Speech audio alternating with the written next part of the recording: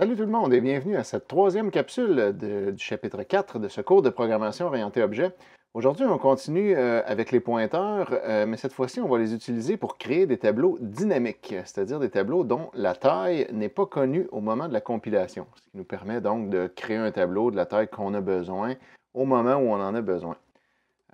C'est assez pratique et ça prend absolument les pointeurs pour pouvoir faire ça. Donc, un petit rappel déjà sur les tableaux automatiques, c'est-à-dire les tableaux qu'on utilise depuis l'automne passé. La façon dont on les fait, c'est très simple. On déclare une taille connue à la compilation, donc une taille constante qui est déclarée dans une constante. On ne peut pas le déclarer dans une variable. On ne peut pas non plus déclarer une constante puis mettre cette constante-là égale à une variable déclarée précédemment. Ça ne compile pas ça non plus, même si on a l'impression qu'on est bien brillant quand on a trouvé ce petit loophole-là. Malheureusement, ça ne marche pas.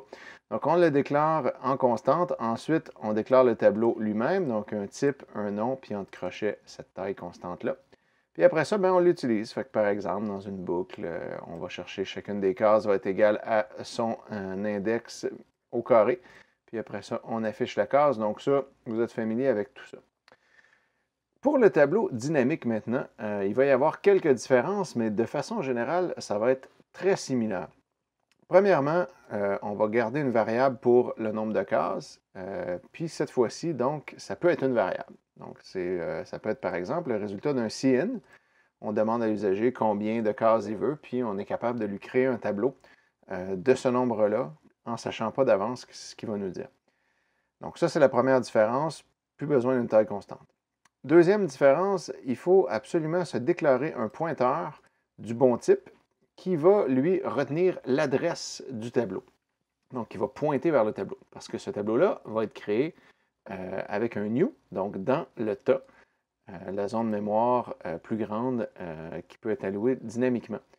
Donc, ça, c'est ensuite la troisième différence. Au lieu de juste le déclarer comme ça directement, on va utiliser un new avec le type de données, comme d'habitude avec le new, sauf que là, on va mettre entre crochets la taille du tableau, donc la variable nombre de cases.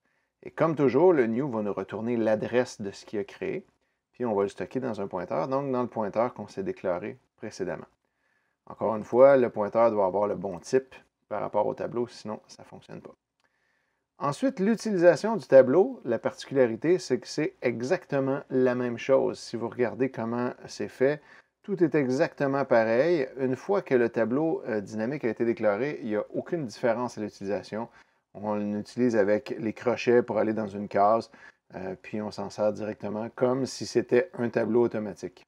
Mais après ça, une étape qu'il ne faut pas oublier qui est très importante, avec chaque new doit venir un delete. Vous vous rappelez de ça? Il faut nettoyer ce qu'on a créé dans le tas. Donc, si on a un new avec des crochets pour créer un tableau, on doit avoir un delete avec des crochets pour déliter le tableau.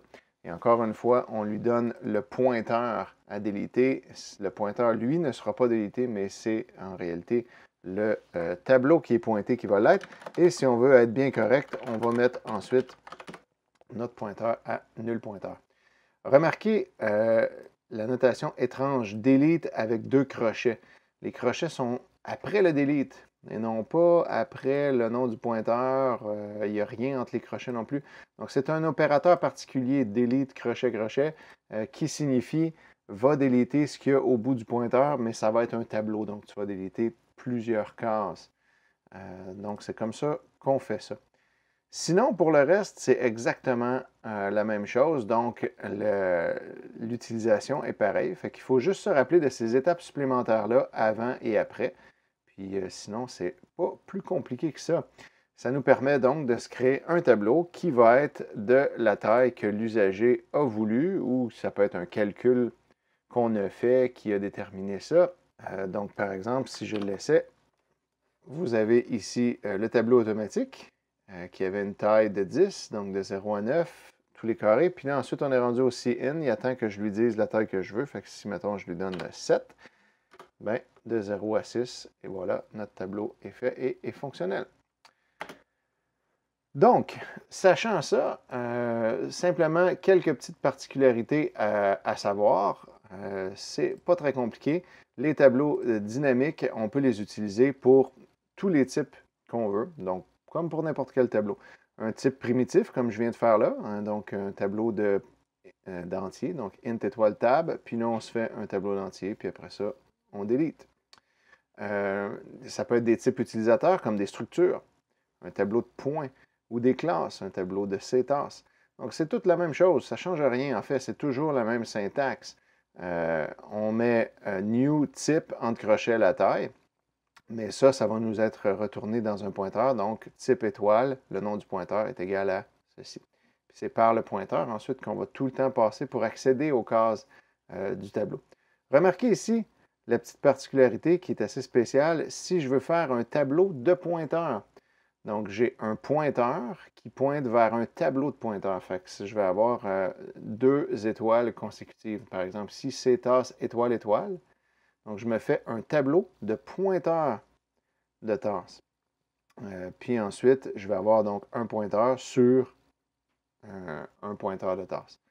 Puis après ça, je vais déliter le tableau. Par contre, il ne faudra pas oublier ici, on y reviendra éventuellement, que si chaque case du tableau est un pointeur, il va falloir déliter chaque objet pointé par les cases avant de déliter avec les crochets le tableau lui-même. Donc ça, on s'en reparlera. Les doubles étoiles, c'est le niveau de complexité le plus grand qu'on va atteindre dans ce cours-ci avec les pointeurs. Théoriquement, on pourrait en rajouter d'autres. Mais donc, ça veut dire qu'on a un pointeur qui pointe vers un tableau de pointeurs, chaque case étant un nouveau pointeur. Donc ça, on va revenir là-dessus dans quelques capsules. Les tableaux d'objets, si on fait des tableaux d'objets, donc par exemple, comme avec les tasses ici, simplement un tableau de tasses, mais dynamique, donc un pointeur qui pointe sur un tableau de tasses, mais à ce moment-là, lorsqu'on va le déclarer, que ce soit dynamiquement ou de façon automatique comme on faisait autrefois, il va y avoir un appel du constructeur par défaut pour chaque élément du tableau. Automatiquement, ça va se faire pour chacune des cases. S'il n'y a pas de constructeur de défini, c'est le constructeur automatique, le service automatique qui va construire les objets, mais qui ne mettra rien dans les attributs. S'il y a un constructeur sans paramètres qui est défini, bien, ça va être lui qui va être utilisé. S'il y a un constructeur qui est défini, mais ce n'est pas celui sans paramètres, bien là, ça ne compile plus. Parce qu'il va dire, n'oubliez pas que aussitôt qu'on déclare un constructeur quelconque, le service automatique n'existe plus. Parce que là, le système va dire, bon, ben, tu veux déterminer comment construire tes objets. Parfait, moi, je ne fais plus rien. Puis pour le tableau, ça en prend un sans paramètres. Si vous n'en faites pas, ça ne compile plus. Donc ça, c'est la même règle pour les tableaux dynamiques que pour les tableaux automatiques.